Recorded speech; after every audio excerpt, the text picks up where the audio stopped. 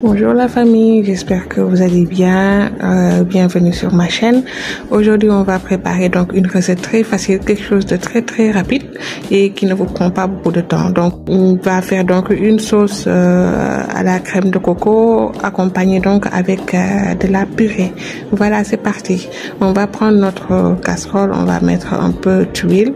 Là, on va venir donc y mettre la viande. Donc, la viande c'est bien lavé, bien salé. Là, on y met donc un peu de laurier pour le goût, la saveur, l'odeur et tout, voilà. Et là donc on va venir y mettre un peu d'épices. Donc là on laisse dorer un tout petit peu avant de venir donc y mettre de l'eau et un peu de sel encore. Voilà donc pour la cuisson. Là on va laisser donc bien cuire notre viande. Là si vous voyez que c'est bon, on va venir donc y mettre l'oignon et l'assaisonnement. Voilà donc pour l'assaisonnement c'est un mélange de piment, poivre, oignon vert, poivron, ail, quelque chose de basique. Et là on va venir donc remuer de tout. Vous voyez, c'est vraiment quelque chose de très rapide. Donc là, on va assaisonner avec les épices qu'on a à la maison. Donc ça, c'est du garlic plus. J'avais donc de la crive aussi. Donc ça va nous donner un goût de fumée. Là, on y met un peu de... J'ai mis donc un peu de curry, du romarin, un peu de paprika. On va mettre donc un peu de vinaigre. Donc assaisonner à votre goût. Et un peu de moutarde aussi donc pour le goût. Assaisonner avec les épices que vous avez à la maison, que vous avez sous la main. Et on remue le tout, voilà, pour qu'on ait quelque chose d'homogène. Là, j'avais donc des champignons à la maison, donc je vais l'incorporer dans notre sauce. Ça va nous apporter beaucoup plus de gourmandise. Et vous allez voir, c'est une recette vraiment qui ne vous prend pas beaucoup de temps. Donc là, c'est de la crème de coco. On va venir donc le verser donc dans notre casserole. Et on va avoir donc quelque chose de crémeux. Voilà, donc ça va nous faire sortir de l'ordinaire. Donc avoir un mélange de goût. Donc il est des fois donc préférable de faire donc goûter aux enfants d'autres saveurs, d'autres goûts, d'autres recettes. Donc là on va laisser donc mijoter afin que tout soit bien cuit, qu'on ait donc une sauce bien crémeuse. Là vous voyez donc la sauce elle est prête et donc on va passer donc à la suite, c'est-à-dire à nos pommes de terre.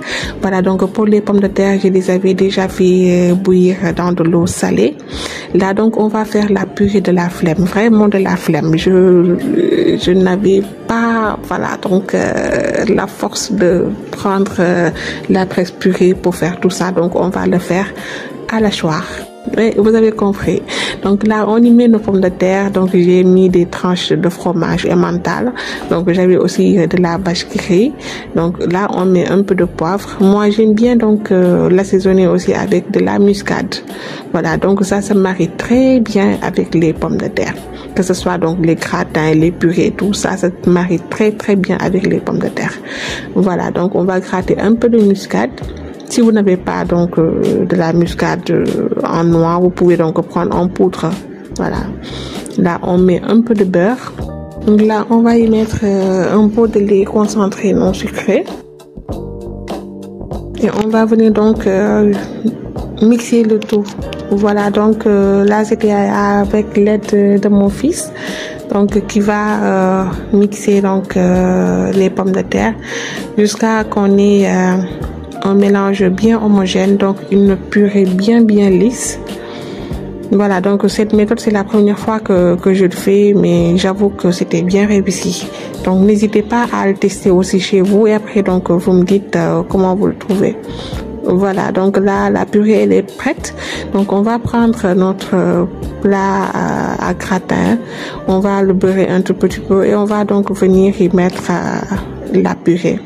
Donc moi je vais le mettre donc plus tard au four, mais donc à ce stade ce n'est pas nécessaire, ça dépend de vous. Si vous voulez vous le faites, sinon ce n'est pas la peine vraiment.